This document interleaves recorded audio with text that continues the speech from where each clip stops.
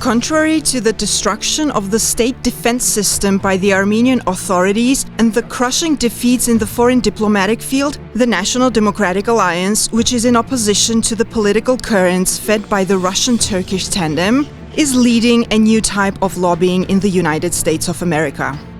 National Democratic Alliance has extended the contract and further deepened its cooperation with the lobbying organization, which has already achieved visible success, in particular by working with the co-chairs of Tom Lantos' Human Rights Commission in the United States Congress to organize hearings on the Artsakh issue.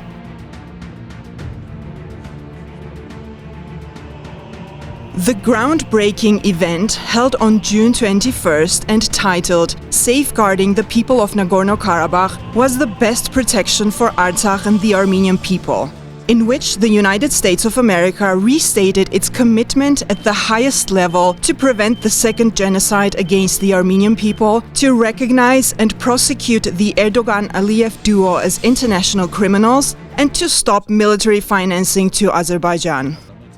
Aliyev's actions and his hate speech that a second Armenian genocide is underway. The Erdogan regime is a full partner. It has equipped Azerbaijan with the tools to implement its Armenophobia. To think that, as you have pointed out, this is, we're in the midst of the second Armenian genocide is just, it's frightening. And we need to do more as a country. I think other interested democracies need to do more.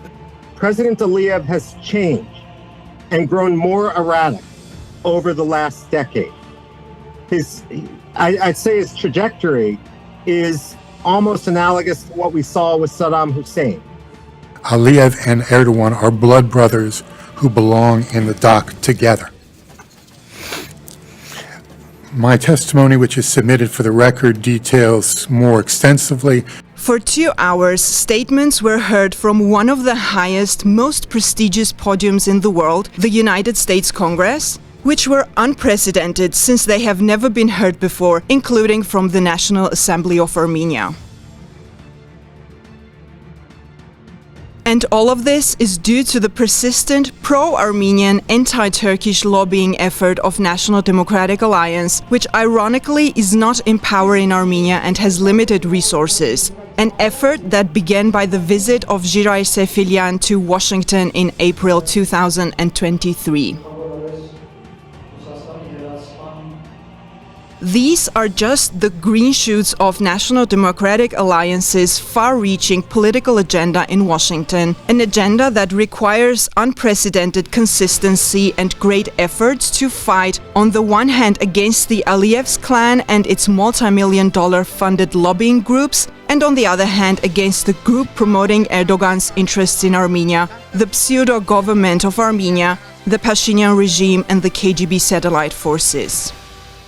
Yes, the Pashinyan regime is already exclusively preoccupied with the protection of Erdogan's interests in Armenia, with the Foreign Ministry of Armenia acting as a Turkish consulate, busy with the issues of defeating the country on the external front and lobbying for Erdogan inside the country.